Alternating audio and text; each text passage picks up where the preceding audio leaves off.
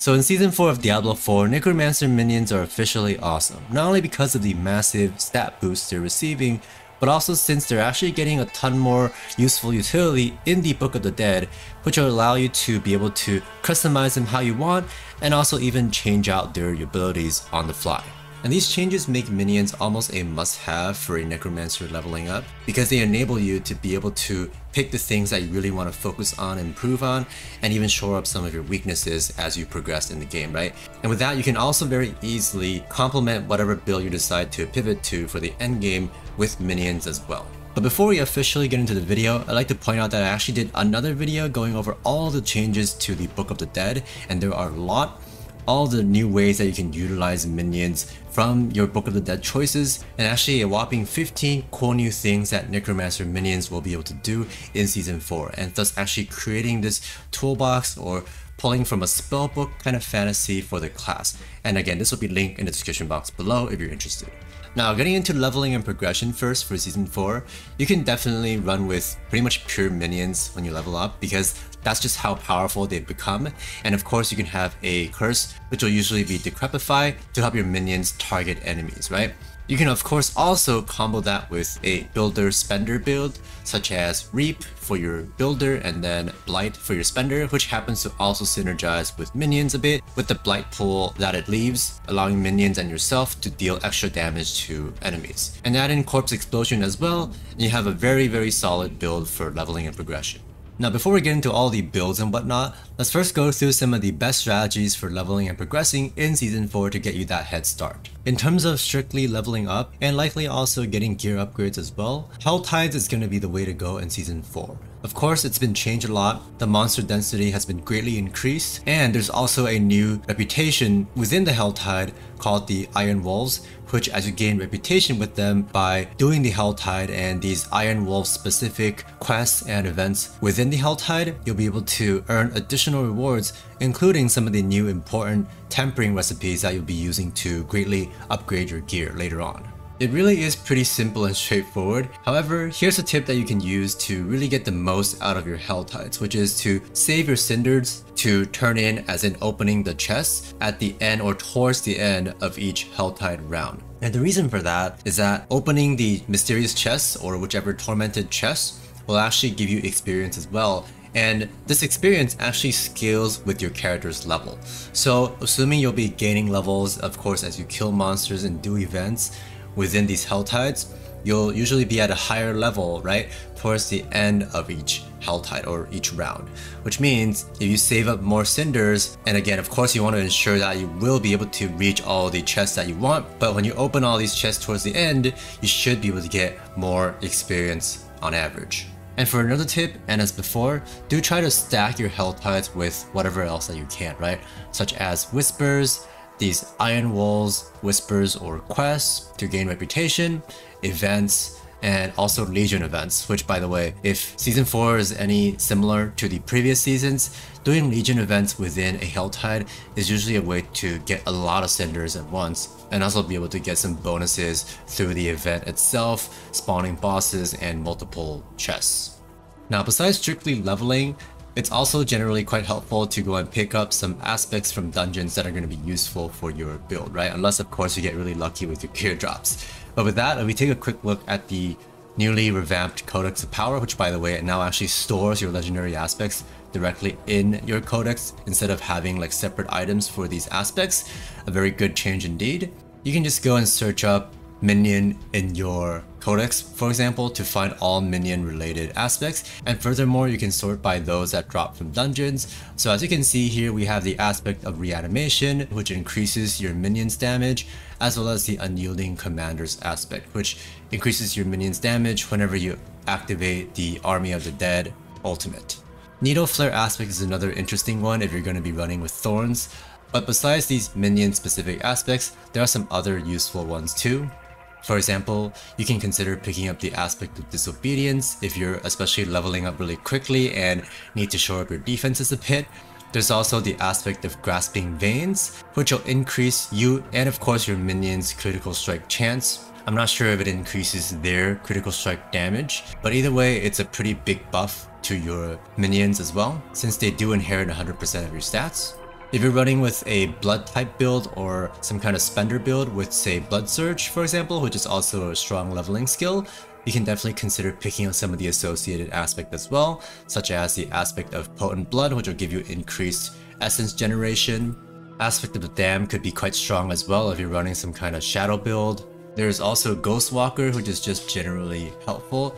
If you're running with Golem, which will give you Unstoppable, or Blood Mist as well, it'll increase your movement speed whenever you have Unstoppable. Hulking aspect is another cool aspect if you're running with a Golem, which, by the way, earlier when you searched the minion specifically, it didn't actually show up, but you can definitely consider picking that one up as well. And then there's also Wind Striker aspect, which will give you some movement speed too, and you can actually stack it with Ghost Walker if you really want to, but this will benefit crit builds. Next, if you're going to be trying out Bone Spear, you can also try something like Splintering aspect to not only increase its damage, but if you spec your Bone Skeletal Mages in that specific way, they can also shoot out Bone Spears as well, and that's also going to be another major build that people are going to be playing, which is the Bone Spear Minions build. And for one more dungeon specific aspect, we have the aspect of Plunging Darkness, which allows your Bone Prison to spawn a Pool of Blight to deal some damage over a few seconds. And this at a glance doesn't seem related to minions, but if you spec into the enhanced version of Blight where it actually increases your minions damage in the pool, this actually applies to this aspect as well, as long as you have that spec in your skill tree, right? And you don't even have to necessarily equip Blight or use Blight. You can actually use Bone Prison to sort of replace it and also benefit from the other things from Bone Prison, right? If that's going to be something that you want, such as applying vulnerable to enemies too. And just looking at some of the minion specific aspects that you'll want to try to farm up as well. First of all, we have the aspect of Occult Dominion, which will increase your maximum number of skeletal warriors and mages by 2. And on an amulet that's actually 3. And a notable change from previous seasons into season 4 is that they actually merged 2 aspects together, whereas before it was actually separated into 2 different aspects, one for warriors and one for mages. So this is actually another pretty big buff. And for another aspect that you can look for, of course in addition to the aforementioned ones from dungeons, right?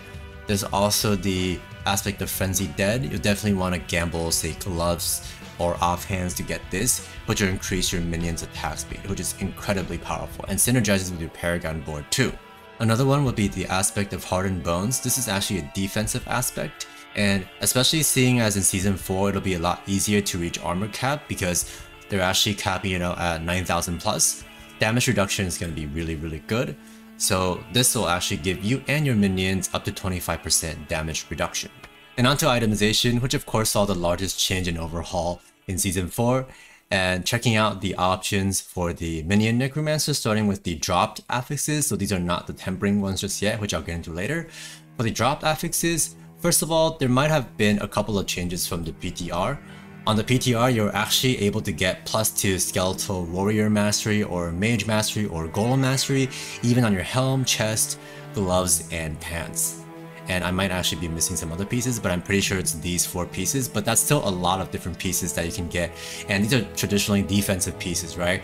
They can get plus skill to these summoning masteries. So this is actually like a ton of damage added, but I think on live, they're actually removing some of these spawnable slots for these mastery skills, but that's still okay. I think minions are going to be scaling just fine, and in fact, still like going to be a lot stronger than a lot of other specs, or if not the vast majority of other specs, right?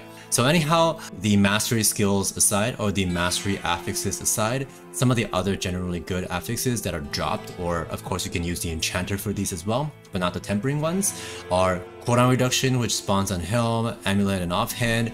Maximum life is also going to be a pattern. It actually spawns on a lot of different pieces as well in season 4, even on your weapon. And maximum life is just going to be really valuable, more so than before most likely, because now in season 4 you basically cannot get damage reduction anymore on these affixes on legendaries. You can actually still get it on some uniques, but it's just very rare and hard to come by. So that's of course going to be really valuable, but you can't get that as an affix, right? So like maximum life is sort of the next best thing, aside from like armor of course, but we'll touch on that later.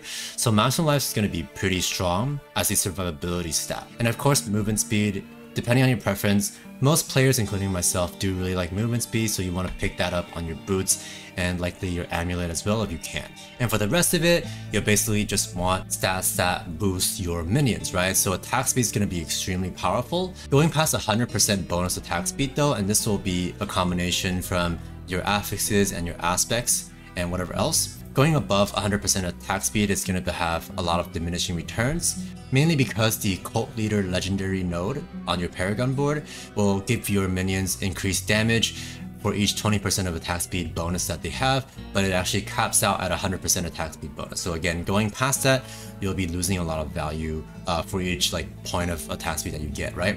So you can definitely prioritize other stats once you hit that sort of soft cap.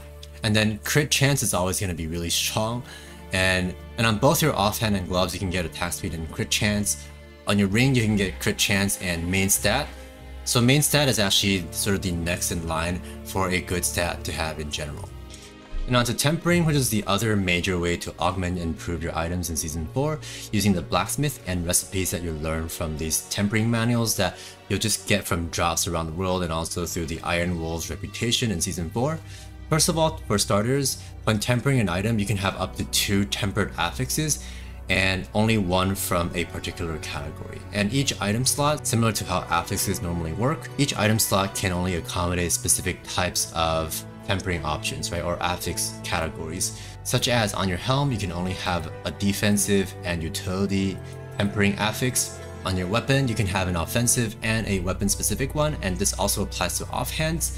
On your amulet, this is more of a flex pick because it can accommodate, I think, 4 different types, which are offensive, utility, defensive, and mobility, and so on and so forth, right? Again, this works very similarly to how affixes normally are.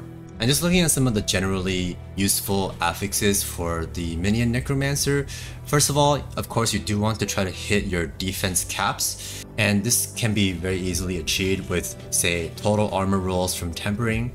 You can just get however many you need to hit the 9,000 plus armor. For resistances, you probably shouldn't need much if any resistance rolls, because with high intelligence as an intelligence class, you should have naturally high resistances, but you can still temper whatever resistance or all res if you need. And for some other tempering options, looking at the offensive ones, you can go with summoning damage.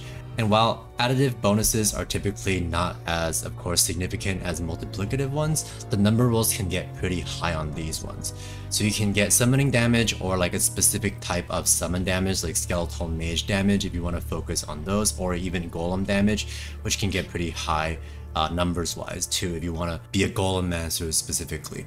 Looking at the weapon affixes, which again are different from offensive affixes and can only be used on weapons and offhands, there's actually a really cool one that will have a chance for your skeletal mage's attacks to cast twice. So that's probably the best one if you're running with mages. There's also one for minion attack speed, but again, once you get it over that 100% cap, attack speed starts becoming a lot less valuable, right? And lastly, looking at the utility ones, it's kind of just personal preference here and will greatly depend on the skills that you run with. If you're running Decrepify, you can actually go with Decrepify size, which will greatly increase the radius and even allow you to hit large swaths of enemies, which in turn will also help you boost your survivability too as a bonus. There's also Corpse Tendril size if you're running with that skill, so that should be really interesting too. And again, with Corpse Tendrils, you can apply Vulnerable, right? Another cool one, I think, on rings, which are the only items that have the resource category, you actually have ultimate cooldown reduction and also golem cooldown reduction, so that could be really cool as well, and really good actually if you're running a golem master or a Army of the Dead variant of the summoner. And lastly, I just wanted to briefly touch on some of the potential builds that you can run with into the endgame. And with how versatile minions are though now, you can pretty much transition into a lot of different builds and still even keep minions as if even a small part of your build with how much utility they can offer nowadays. But there are still some builds that don't traditionally rely or run any minions, such as Infinimus and perhaps the new Blight build, but there might still be variants of those as well. But anyhow, first of all, we have the pure minion summoner, and even within these builds, by the way, there can still be a lot of variants, right? For example, one of the primary builds I'm seeing on Maxwell for the pure minions build is one that features Bone Prison, and also having a lot of uptime on the Army of the Dead. And this can be really powerful, but personally, I probably just don't really like Bone Prison as a skill as much, just out of personal preference. So I'm going to be running likely a different build and might even try Thorns for myself. But I will also link some of my own character templates in the description box below for you to check out. So currently, I mainly have a pure minion build without Bone Prison right now, and there's also another main build that I really would like to try, which is the Bone Spear variant of the Minions build. Because with the new Bone Mage, if you spec into the first upgrade, it actually has a chance to cast Bone Splinters or Bone Spear if it's on your action bar. So I just think this is going to be a really fun build, and I might actually go with it myself.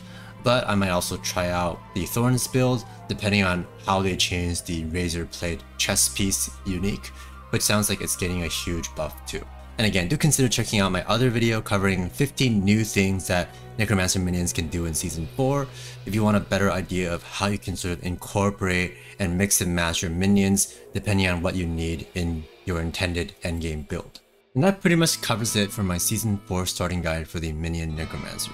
Again, I'll definitely be making more guides and specific ones for the endgame, and I might actually try some new and cool stuff such as the Thorns Necromancer. So be sure to subscribe and stay tuned for those videos. Anyhow, thank you so much for watching, and also be sure to comment down below if you have anything to add, and I'll be sure to reply to your comments. And with that, I will catch you in the next one. Peace.